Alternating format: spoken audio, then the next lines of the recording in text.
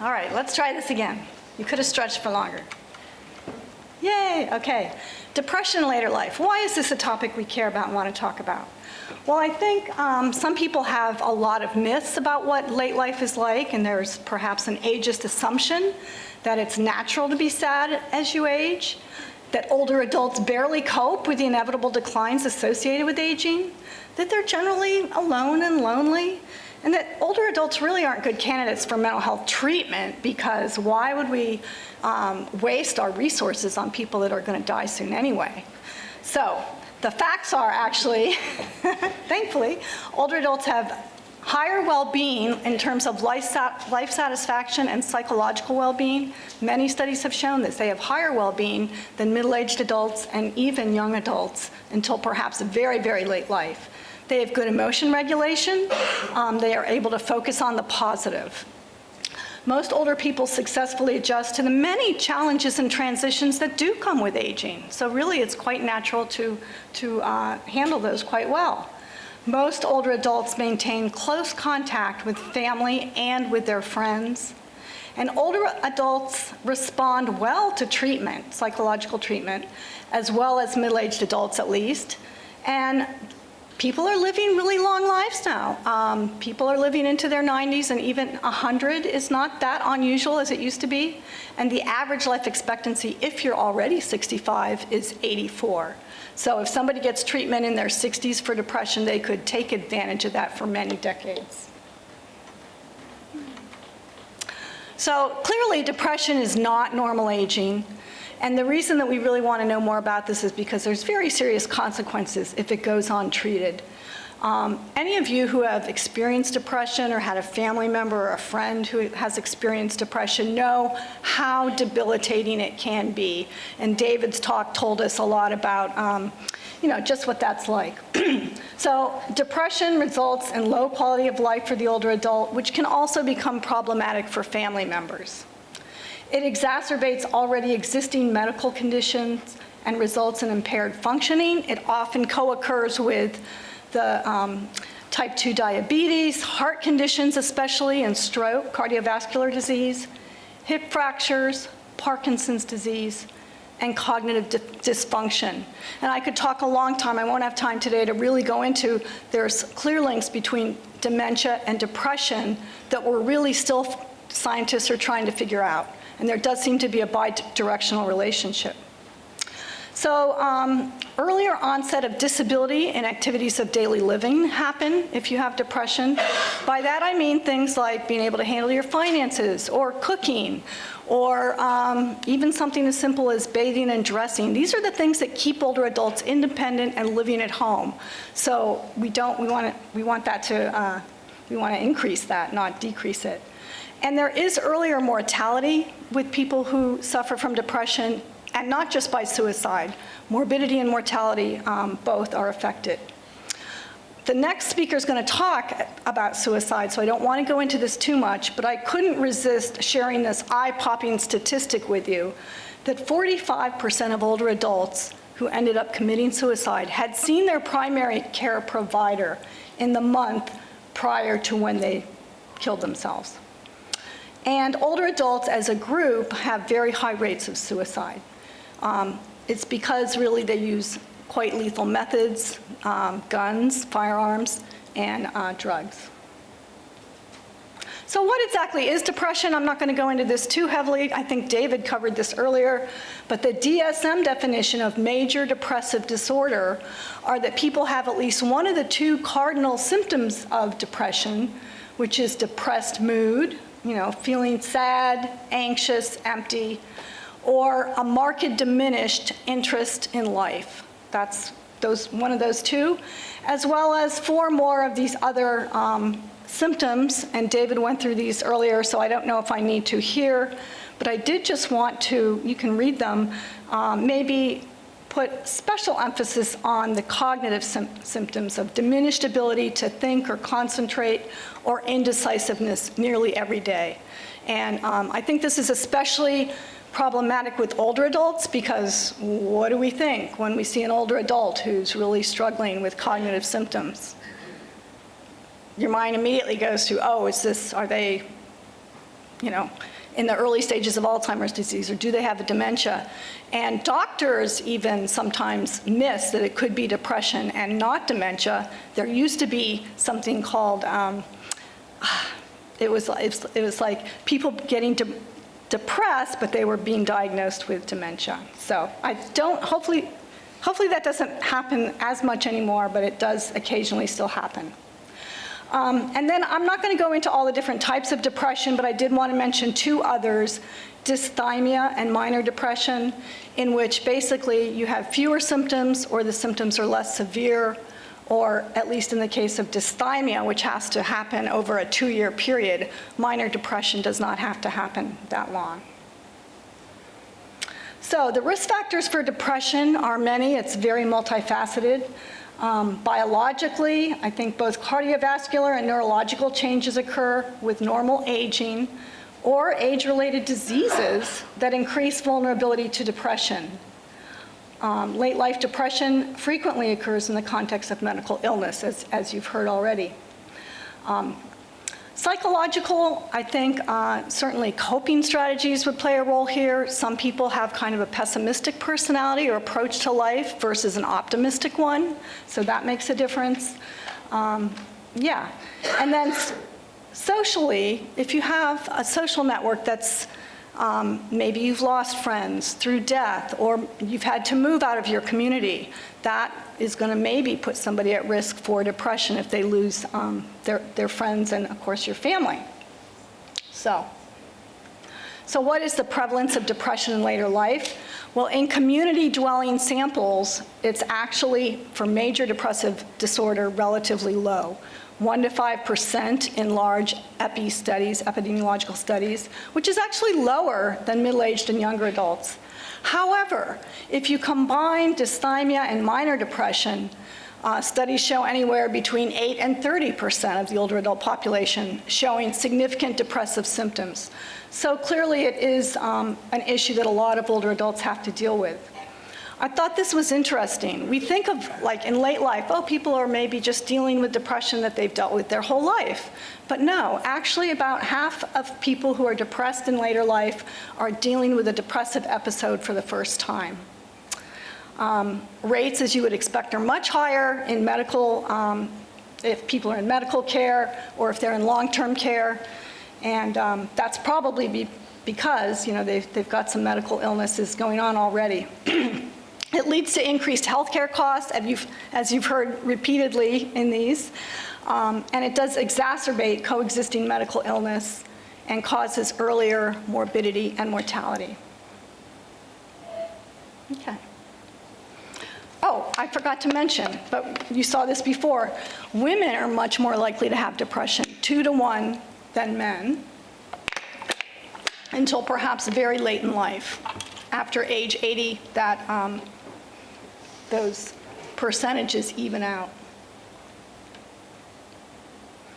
So one thing that was kind of in the literature not clear is, do depression rates vary by race and ethnicity for older adults anyway? That was unclear.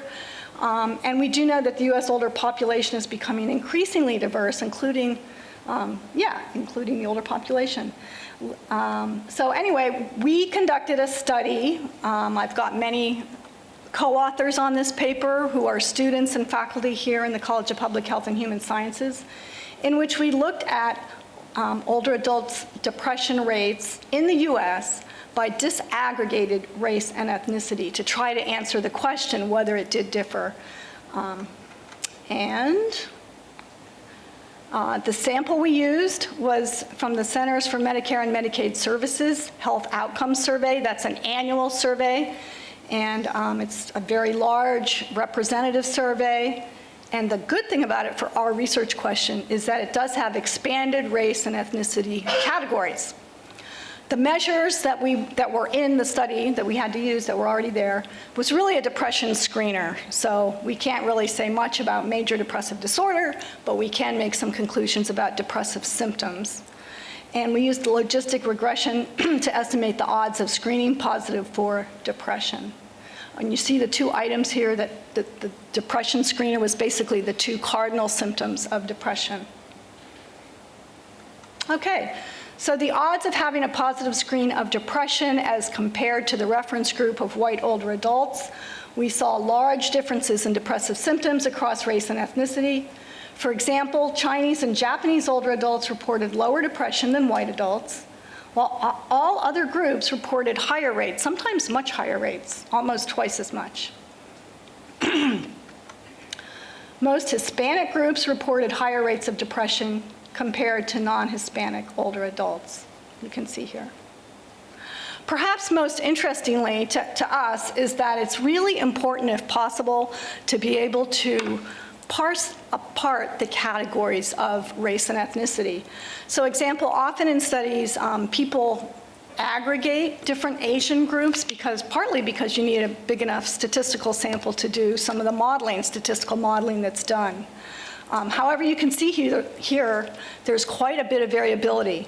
So the disaggregated Asian category, we see that as low as 6% of Japanese older adults were screening positive for depression, whereas it was almost 18% for Vietnamese. So anyway, this study was really just a descriptive first step, and we are now trying to delve into some of the cultural reasons why we would be seeing these big differences, with the goal, of course, of targeting mental health resources to the populations that are at greatest risk. I think it's important for people to realize that depression sometimes looks different in later life compared to earlier in the lifespan. Older adults are much less likely to report affective symptoms, especially dysphoria, sadness, worthlessness, and guilt, compared to younger adults. They are more likely to show a loss of interest in life.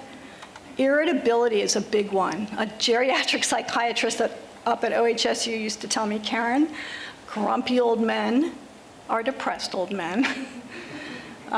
Motor agitation, somatic complaints, so aches and pains, gastrointestinal symptoms, sleep disturbance is a big one.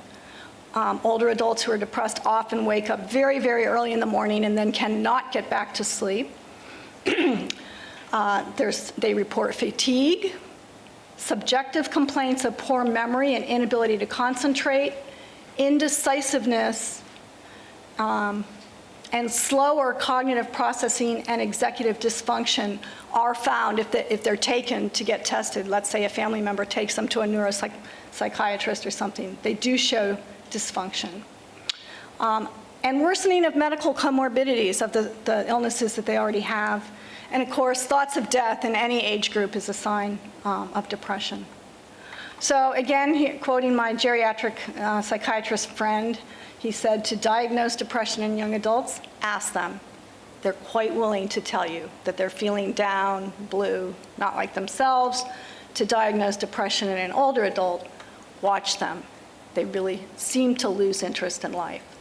Now, of course, that's being a little facetious. You have to do more than this. But he said this is kind of a quick take. So, can older adults benefit from therapy? Now, according, like David was saying before, that really only 50% seem to get better. Some of the things I've been reading seem to suggest higher rates of that, at least for older adults.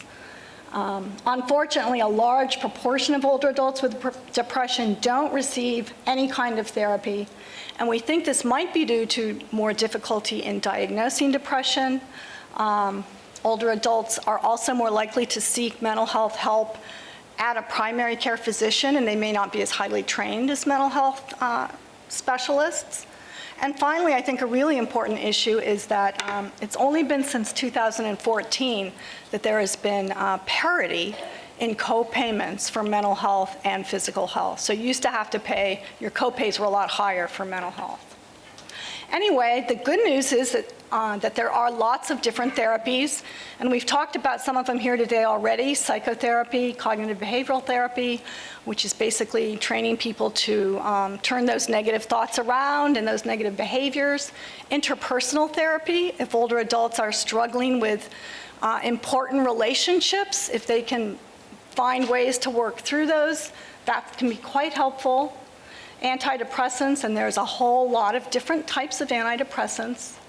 An NIMH large study showed that most older adults, not most, a third of older adults get better with the very first antidepressant they try. And these do take anywhere from 2 to 4 weeks to get your blood level up to a therapeutic dose, so you sort of have to hang in there during that month. And fully 2/3 found significant benefit by the time they had tried a third antidepressant. So the message is keep on trying. If the first one doesn't work, you might be able to find one that does. For treatment-resistant depression, though, electroconvulsive therapy is actually a very safe and effective treatment for older adults. And it's been used for almost 80 years. Of course, we all think of these horrible things, One Flew Over the Cuckoo's Nest and Jack Nicholson, which was filmed in Oregon, by the way. But in actuality, they've changed the procedure, so they're much safer now. There are some newer treatments that I thought I would just quickly throw out there and mention. Actually, the repetitive transcranial magnetic stimulation one has been around for a while, but I think it's really just getting more use now. That's where they put a magnet on your head, and that seems to help. There's a brand new, it's very experimental. I think there's mixed ideas about it. Drug called esketamine. It's like ketamine, really. It's a nasal spray, and other drugs like it. And the good thing about these, why psychiatrists are so excited about them, is because they work really quickly. They work in hours to days. So if somebody is severely suicidal, these drugs are only given in a doctor's office, and they watch you carefully. So like I said, and some of the side effects of these are also pretty significant. So I don't know if they'd be indicated for older adults, but I thought I would just throw that out there. And again, older adults respond as well to treatment as middle-aged adults. So David had mentioned the importance of prevention, which I cannot emphasize enough. So either preventing that first depressive episode, because once you have one, chances go up that you will have more. So it's super important to try to prevent that first one, or if you've had them in the past, to avoid reoccurrence of depression. So some of these things up here, I mean, they seem to make sense, right? Take your medication, eat 3 nutritious meals a day, sleep well, 6 to 8 hours a night if you can. Walk or exercise at least 20 minutes a day, and I would say try to get outside, get light. Relax and do breathing exercises. Talk with a friend or a family member each day. And if you think about older adults, fully a third of older adults live by themselves. I don't know when the rest of the world is going to get clued into this. You can't buy anything in the grocery store without having a whole bunch of stuff. It goes bad. But, and older women especially are likely to live alone. So they may go a day without talking to anybody, but they should try to talk to everybody every day, or talk to somebody every day. Develop or spend time on something you like. Pleasurable activities are super important. Remain active and stay in touch with your doctor. So to summarize, major depression is less prevalent among older adults, but it does merit special attention, depression does, because of the high rates of other types of depression and because of the severe costs of depressive illness. Symptoms can differ, so be aware of that. With older adults, you're going to be more likely to see cognitive symptoms and kind of loss of interest in life. Rates of depression do differ by race and ethnicity and by sex. And finally, depression in later life is treatable. There are many interventions available. So if anybody in your life who's older seems like they may be struggling with depression, please do whatever you can to get them some help. Okay, thank you.